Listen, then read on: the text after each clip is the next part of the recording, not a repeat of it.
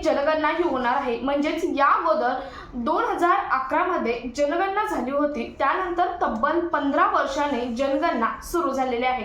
1 April 2026 पासून जनगणना सुरू झालेली आहे, परंतु यावेळीची जनगणना ही पूर्णपणे वेगळी आहे। यावेळीची जनगणना ही पूर्णपणे डिजिटल पद्धतीने होणार आहे। तुम्हाला सुद्धा जनगणना करता येणार आहे, म्हणजेच स्वतः वेबसाईटवरून ऑनलाईन पद्धतीने जनगणना करता येणार आहे। शिवाय तुमच्या घरापुढे सरकारी कर्मचारी येऊन सुद्धा तुमची जनगणना हे करणार आहे। त्यामुळे यावेळची जनगणना पूर्णपणे वेगळी आहे। परंतु ही जनगणना आहे ही जनगणना फक्त लोकसंख्येची जनगणना होणार नाही, तर घराची जनगणना म्हणजेच गृह जनगणना म्हणजे घरांचा सर्वे, जमीन जनगणना म्हणजेच जमिनीचा सर्वे आणि लोकांचा सर्वे म्हणजेच लोकांची जनगणना, लोकसंख्या जनगणना असे 3 टप्प्यामध्ये जनगणना ही होणार आहे। त्यातील पहिला टप्पा असणार आहे गृह जनगणना, म्हणजे घरांचा सर्वे हा केला जाणार आहे आणि 1 एप्रिल 2026 पासून घरांचा सर्वे करणे सुरू सुद्धा झालेले आहे। परंतु घरांचा सर्वे करताना तुमच्याकडे काही कागदपत्रे असणं हे गरजेचं आहे। शिवाय तुमच्याकडे तुम्हाला काही प्रश्न विचारले जाणार आहेत। असे 33 प्रश्न आहेत की जे तुम्हाला घरासंबंधी माहिती असायला हवेच आणि जर ह्या प्रश्नांची तुम्हाला अचूक उत्तरे देता आले नाहीत तर तुमचा घराचा ताबा सरकारकडे सुद्धा जाऊ शकतो। शिवाय मी जी कागदपत्रे तुम्हाला सांगणार आहे ती जर कागदपत्रे तुमच्याकडे नसतील तरी सुद्धा तुमच्या घराचा ताबा सरकारकडे जाऊ शकतो। त्यामुळे प्रत्येकाला हे 33 प्रश्न माहीत असायलाच हवे, त्याची अचूक उत्तरे देता आलीच पाहिजे आणि कागदपत्रे सुद्धा असायलाच हवे।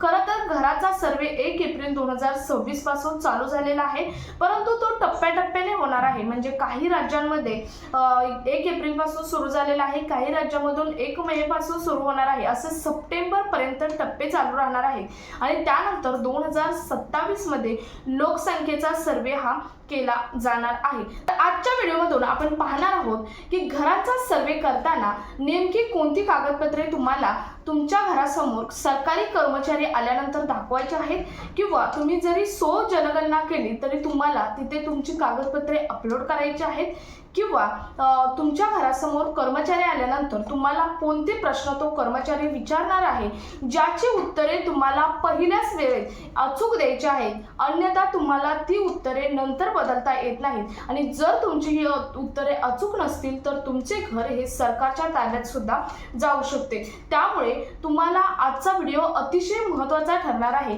तुम्हाला हे प्रश्न अगोदरच समजणार आहे, त्यामुळे तुम्हाला पुन्हा अचूक उत्तरे देणे हे अवघड पडणार नाही। त्यामुळे व्हिडिओ स्किप न करता शेवटपर्यंत पाहायचा आणि चॅनलवर पहिल्यांदा आला असेल तर पुढच्या आणि महत्त्वाच्या अपडेट्ससाठी चॅनल सबस्क्राइब करून शेजारील बेल आयकॉन ऑन करून ठेवा, म्हणजे असेच महत्त्वाचे अपडेट तुमच्यापर्यंत रेग्युलर पोहोचत राहतील। तर नमस्कार, मी पूनम आणि तुम्ही पाहत आहात पुन्हा एक नवीन अपडेट। तब्बल 15 वर्षांनी जनगणना आलेली आहे। 2011 मध्ये जनगणना झाली होती। लोकसंख्येची दरवेळेप्रमाणे जनगणना होतेच, परंतु यावेळी घरांची आणि जमिनीची सुद्धा जनगणना म्हणजेच सर्वे हा केला जाणार आहे आणि 1 एप्रिल 2026 पासून पहिला टप्पा सुरू झालेला आहे।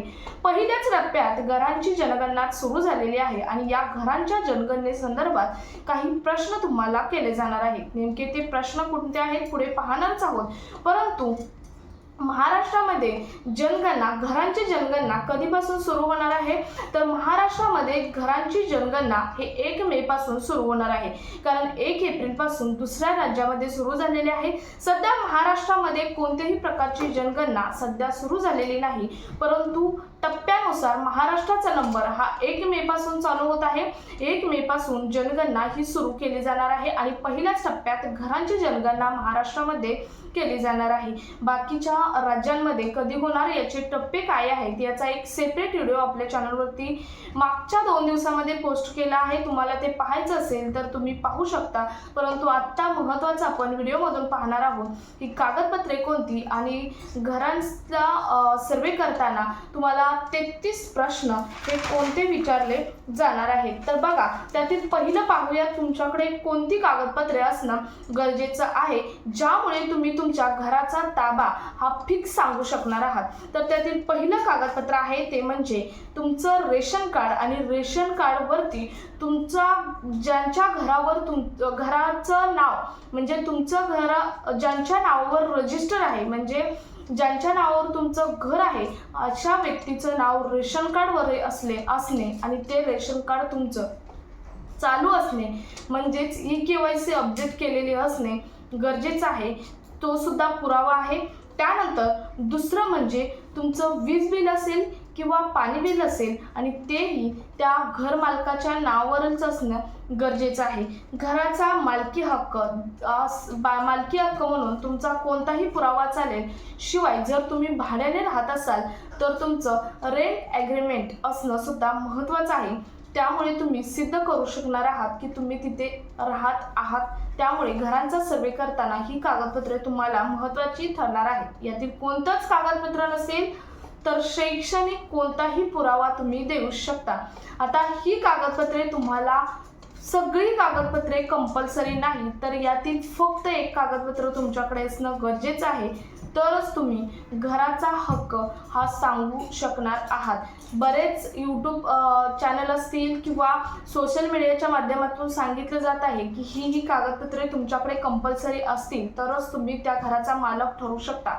असे नाही, मी आता तुम्हाला जे कागदपत्रे सांगितले त्यातील कोणतंही एक कागदपत्र असेल तरी तुम्ही त्या घराचा मालक हा ठरू शकता, परंतु हे कागदपत्र असणं, यातील एकतरी कागदपत्र असणं हे गरजेचं आहे, तरच तुम्ही त्या घराचा मालक ठरू शकता। आणि जर नसेल तर तुमचं घर हे सरकारच्या ताब्यात सुद्धा जाऊ शकतं।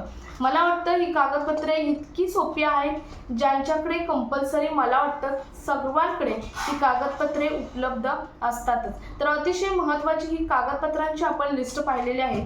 यानंतर पाहूया तुम्हाला 33 प्रश्न कोणते विचारले जाणार आहेत। ज्या प्रश्नाची अचूक उत्तरे तुम्हाला पहिल्याच डावामध्ये द्यायची आहेत, म्हणजे पहिल्यांदाच द्यायची आहेत, कारण जर तुमचं उत्तर चुकीचं गेलं तर ते उत्तर तुम्हाला पुन्हा बदलता येणार नाही।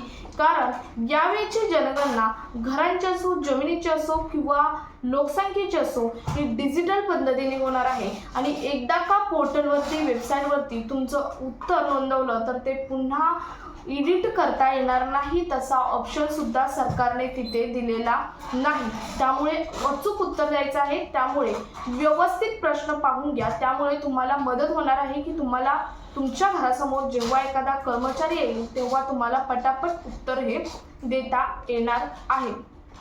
तर पाहूयात हे प्रश्न 33 कोणते आहेत। तर त्यातील पहिला घराची मूलभूत माहिती संदर्भात कोणते प्रश्न असणार आहेत बघा। पहिला प्रश्न असणार आहे घर क्रमांक म्हणजेच ओळख क्रमांक घराचा। त्यानंतर घराचा वापर तुम्ही कशासाठी करणार आहात, राहण्यासाठी का व्यवसायासाठी करत आहात, हा दुसरा प्रश्न असणार आहे। त्यानंतर घराचा प्रकार कोणता असणार आहे, पक्का, कच्चा का अर्धपक्का, म्हणजे तुमचं घर पूर्णपणे बांधून तयार आहे की कच्चा आहे, बांधायला सुरुवात आहे, हा सुद्धा प्रश्न विचारला जाणार आहे। त्यानंतर घराची मालकी स्वतःची आहे, भाड्याची आहे की इतर आहे, हा सुद्धा प्रश्न विचारला जाणार आहे। त्यानंतर बांधकाम संबंधी माहितीबद्दल प्रश्न विचारले जाणार आहे। त्यातील 5वा प्रश्न आहे बघा, भिंतींचा प्रकार म्हणजे विटाचे आहेत का माती का कॉन्क्रीटचे आहेत, हे विचारले जाणार आहे। छताचा प्रकार म्हणजे टीन, कॉन्क्रीट की कौलाची छत आहेत किंवा मजल्याचा प्रकार काय आहे, हा सुद्धा प्रश्न विचारला जाणार आहे। त्यानंतर खोल्या व जागा या संदर्भात प्रश्न विचारला जाणार आहे। त्यातील घरात एकूण किती खोल्या आहेत आणि स्वतंत्र स्वयंपाकघर आहे का। त्यानंतर बघा पाणी व स्वच्छता या संदर्भात प्रश्न विचारला जाणार आहे। पिण्याच्या पाण्याचा स्रोत काय आहे, नळ आहे, विहीर आहे की टँकर, पाणी घरात उपलब्ध आहे का। त्यानंतर शौचालय आहे का, शौचालयाचा प्रकार कोणता आहे, म्हणजे सेप्टिक आहे की सार्वजनिक आहे, हा सुद्धा प्रश्न विचारला जाणार आहे। त्यानंतर वीज व इंधन संदर्भात प्रश्न विचारला जाणार आहे। वीज कनेक्शन आहे का, स्वयंपाकासाठी इंधन म्हणजेच गॅस आहे, लाकूड आहे की कोळसा आहे, शिवाय प्रकाशासाठी तुम्ही कोणतं साधन वापरता, हा सुद्धा प्रश्न विचारला जाणार आहे। त्यानंतर बघा सुविधा व मालमत्ता संदर्भात प्रश्न असणार आहे। मोबाईल फोन आहे का, इंटरनेट सुविधा आहे का, टीव्ही आहे का, त्यानंतर फ्रीज आहे का, वॉशिंग मशीन आहे का आणि संगणक किंवा लॅपटॉप आहे का, हे सुद्धा सर्व प्रश्न तुम्हाला विचारले जाणार आहेत। त्यानंतर बँक व आर्थिक माहिती, बँक खाते आहे का आणि कोणत्याही सरकारी योजनेचा लाभ घेतला आहे का, हा सुद्धा प्रश्न विचारला जाणार आहे। त्यानंतर 8वं आहे बघा, वाहन संबंधित प्रश्न विचारले जाणार आहेत. सायकल आहे का? 26वा प्रश्न आहे. 27वा आहे दुचाकी आहे का? आणि 28वा प्रश्न आहे चारचाकी आहे का? त्यानंतर कुटुंबासंबंधी माहिती विचारली जाणार आहे. कुटुंबातील सदस्यांची संख्या किती? कुटुंब प्रमुखाचे नाव काय आहे? त्यानंतर इतर माहितीमध्ये विचारलं जाणार आहे. 31वा प्रश्न, घरात व्यवसाय चालतो का? 32वा प्रश्न, भाडेकरू आहेत का? आणि 33वा प्रश्न आहे इतर सुविधा किंवा विशेष माहिती संदर्भात विचारले जाणार आहेत प्रश्न. असे 33 प्रश्न तुम्हाला घरांच्या सर्वेमध्ये विचारले जाणार आहे, ज्याची उत्तरे तुम्हाला पहिल्याच दमात म्हणजेच पहिल्याच वेळेत अचूकपणे द्यायची आहेत. तर तुम्हाला आता समजलं असेल की हे 33 प्रश्न आणि कागदपत्रे कोणते आहेत. तर ही कागदपत्रे तुम्हाला 1 मेच्या अगोदर जर नसतील तरी अपडेट करून ठेवा आणि हे 33 प्रश्नाची अचूक उत्तरे देण्याचा प्रयत्न करण्यासाठी तुम्हाला ही 33 जे प्रश्न आहेत ते प्रश्न एकदा बघून घ्या आणि तुम्हाला त्यावेळी अचूक उत्तरं द्यायची आहेत. तुमच्या नातेवाईकांबरोबर शेजाऱ्यांबरोबर हा व्हिडिओ शेअर करा, कारण सर्वांना हा व्हिडिओ महत्त्वाचा ठरणार आहे. त्यामुळे हा व्हिडिओ सर्वांपर्यंत पोहोचायलाच हवा. त्यामुळे विविध ठिकाणी हा व्हिडिओ शेअर करा. भेटूया पुढच्या एका नवीन अपडेट सोबत. तोपर्यंत